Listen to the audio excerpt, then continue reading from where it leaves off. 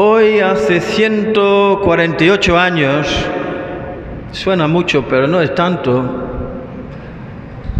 Mi abuelo, por ejemplo, nació alrededor del año 1900. Estoy hablando entonces de unos 25 añitos antes del nacimiento de mi abuelo. 25 añitos, no es nada.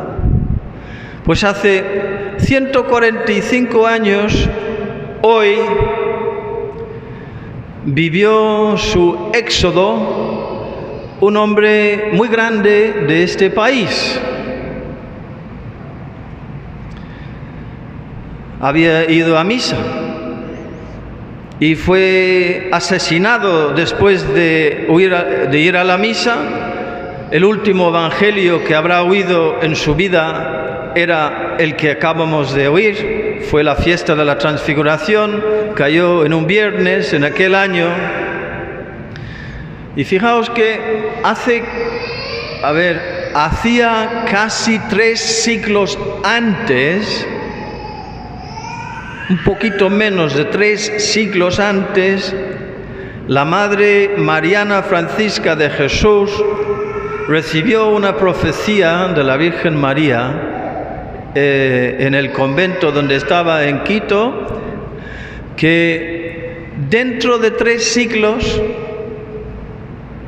no dijo dentro de unos años, dentro de 50 años, dijo dentro de 3 siglos, en el siglo XIX. Esta profecía la Virgen la dio a la monja, tengo por ahí la cita, el 2 de febrero de 1594. Estamos hablando de finales del siglo XVI.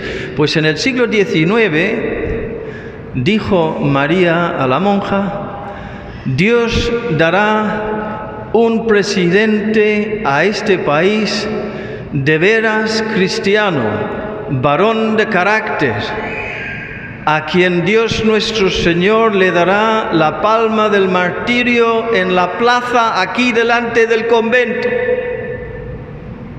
Más concreto, más específico no puede ser. Dentro de 3 siglos, aquí en la plaza, le matarán.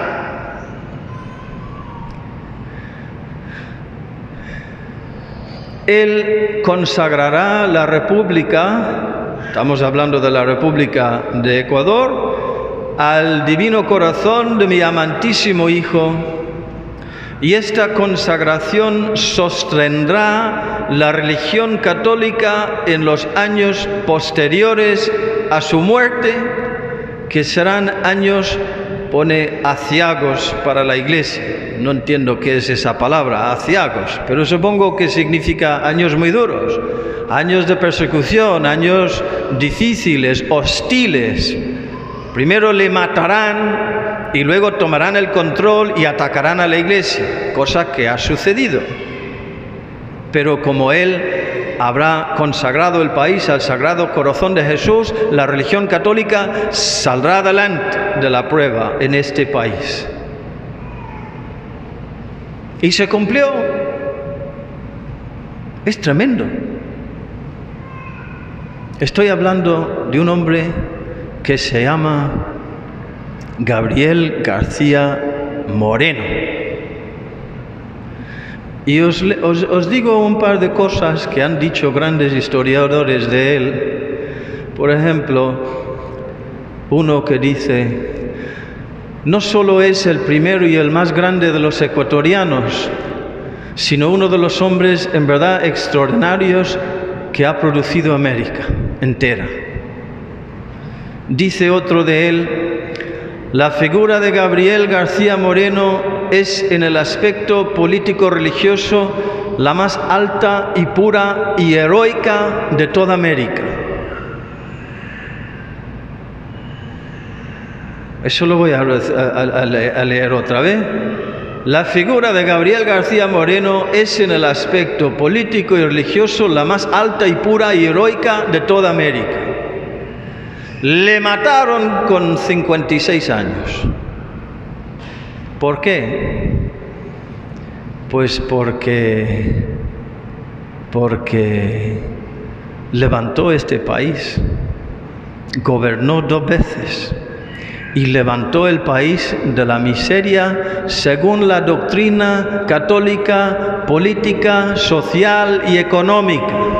Porque Dios, el Dios nuestro, el único, verdadero, el católico, tiene una palabra que decir también sobre la política y la economía y la justicia social. Y este hombre lo puso en marcha en este país y tuvo un éxito enorme.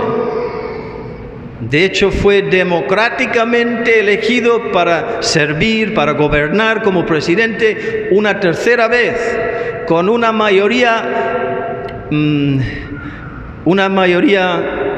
abrumadora del pueblo ecuatoriano elegido, y le mataron.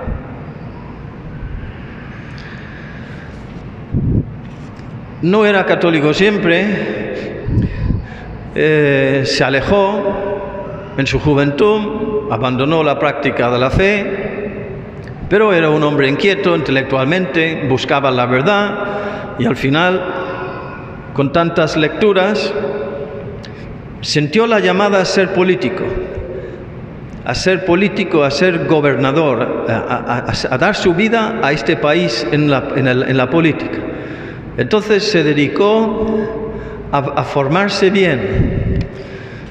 Sabía de todo el tío. Escribió un amigo: estudio 16 horas diarias. Y si el día tuviera 48 horas, pasaría 40 con mis libros sin el menor tropiezo. Dominaba las matemáticas, las ciencias naturales, la ingeniería, la filosofía, la agricultura y la historia. Y se quedó convencido de la verdad de la religión católica.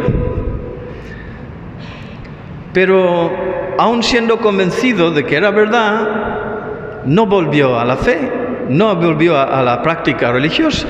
Entonces, en una discusión, en una ocasión con un ateo, él defendiendo la verdad según la doctrina católica en todos los ámbitos, el ateo, viendo que ya estaba perdiendo,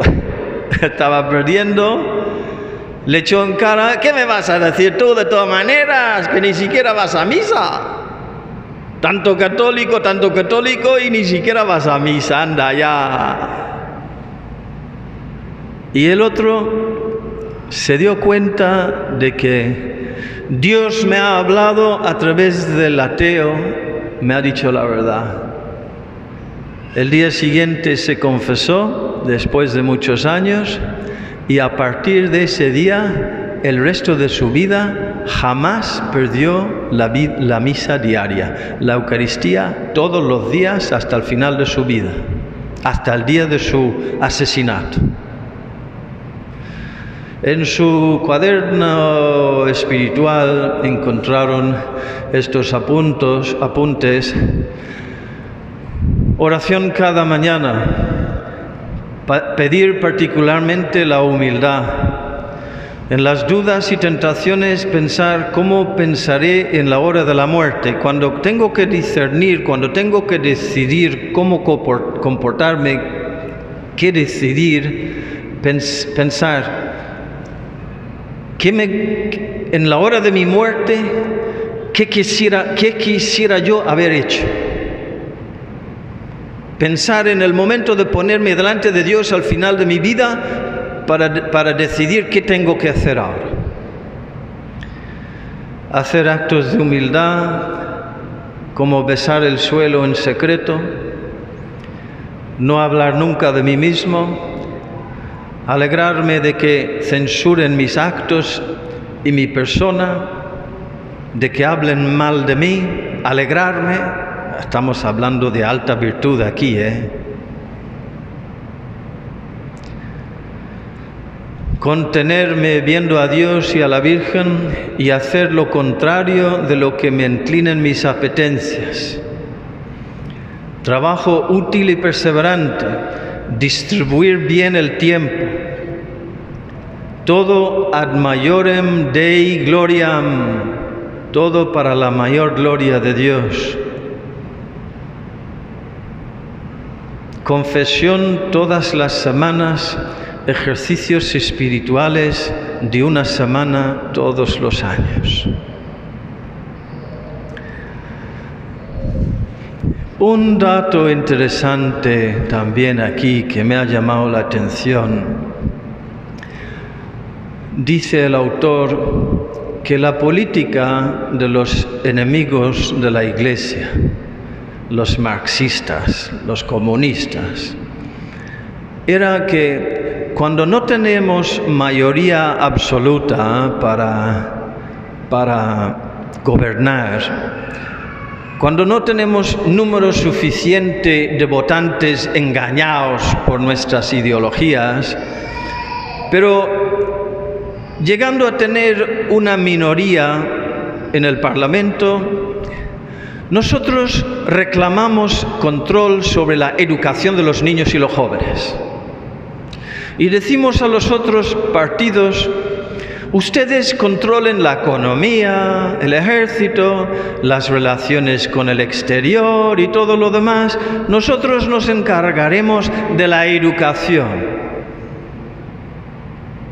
Sabiendo que, bueno, pues estos niños de 10 años, de 11 años, de 12 años, dentro de 6, 7 años, tendrán 18 años, 19, 20 años, y ya les hemos engañado. Controlando la educación, controlamos el país. Hay que esperar un poquito, pero ya les tendremos. ¿Y les ha dado resultado? Entonces viene este hombre y plantea lo siguiente. Dice: ¿por qué un pueblo cristiano ha de estar sometido durante generaciones a una educación netamente anticristiana? O sea, yo soy católico y envío a mi hijo al colegio para que les enseñen a odiar la fe católica. ¿Por qué a los hijos ha de arrancárseles del corazón en la escuela la religión de sus padres? ¿Viene eso realmente exigido por la democracia? Que reciban la formación religiosa en la iglesia con el cura, pero en las escuelas, en los colegios, jamás nada de la religión. Fuera, fuera, fuera. ¿Eso es democrático? Cuando los padres de los hijos son gente de fe. Pues eso fue la pregunta que hizo este hombre, y dijo que no. Aquí, educación católica. Y como digo, levantó el país, la infraestructura, las carreteras, eliminó la corrupción con una mano muy firme y organizó el país, hizo un milagro político, económico, y precisamente por eso le odiaron. ¿Gobernar una tercera vez? De ninguna manera. Y entonces se levantó a las 5 de la mañana, el 6 de agosto, hace 148 años, fue a misa a las 6 y después cruzó la plaza para ir al palacio, no me acuerdo, al palacio de la política o el ayuntamiento, yo qué sé, no me acuerdo. Y le llamaron fuera y salió 14 machetazos. El primero en la cabeza, 6 balazos, 6 balas, 6 disparos, 6 balas en el cuerpo y 14 puñaladas con el machete. Una pandilla de ellos, eran unos 6.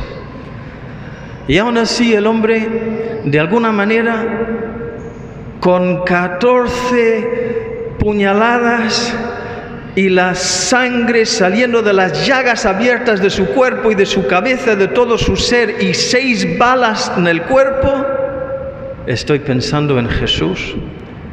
en la Vía Crucis de nuestro Señor Jesucristo, donde fue también Jesús transfigurado por el amor en la cruz, por los azotes, la coronación de espinas y los clavos. Este hombre hizo su Vía Crucis cruzando la plaza, así, llegando a la catedral, alcanzó el pie del altar de Nuestra Señora de los Dolores. Ahí, ante testigos, perdonó varias veces a sus asesinos, y sus últimas palabras eran: yo muero, pero Dios no muere nunca.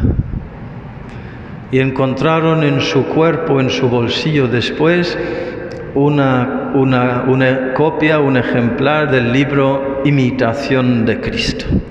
Imitación de Cristo. Imitación de Cristo en la vida, imitación de Cristo en la muerte, imitación de Cristo en la gloria. Vaya éxodo que tuvo este hombre. Vaya figura. Yo no soy ecuatoriano, me da envidia, pero como soy católico me lleno de orgullo, porque también este hombre es hermano mío. Y os felicito por tener a un hombre tan grande en vuestra cultura, en vuestra historia. Lo que pasa es que muchos chicos de aquí de Ecuador, el otro día estaba con uno de ellos, no voy a decir su nombre, y le dije: ¿has oído de este hombre? No sabía nada. Y otros me han contado que el nombre de este hombre les produce en el corazón rechazo y manía, porque en los colegios no hacen nada más que echar pestes sobre él, calumniándole hasta el día de hoy, pintándole como el malo. ¿Qué vamos a esperar si le calumniaron en la vida y le asesinaron cruelísimamente? Van a seguir hablando mal de él, porque mienten y porque nos quieren comer el coco y controlar a nuestros niños y nuestros jóvenes. Entonces tenemos que tener cultura, tenemos que conocer nuestra propia historia y conocer las enseñanzas también de la Iglesia Católica, por las que vivió y murió este hombre dando la vida a Dios y por la patria. 2 días antes de morir escribió a un amigo el 4 de agosto diciendo: voy a ser asesinado. Soy dichoso de morir por la santa fe. Nos veremos en el cielo. Pues nada más, queridos hermanos.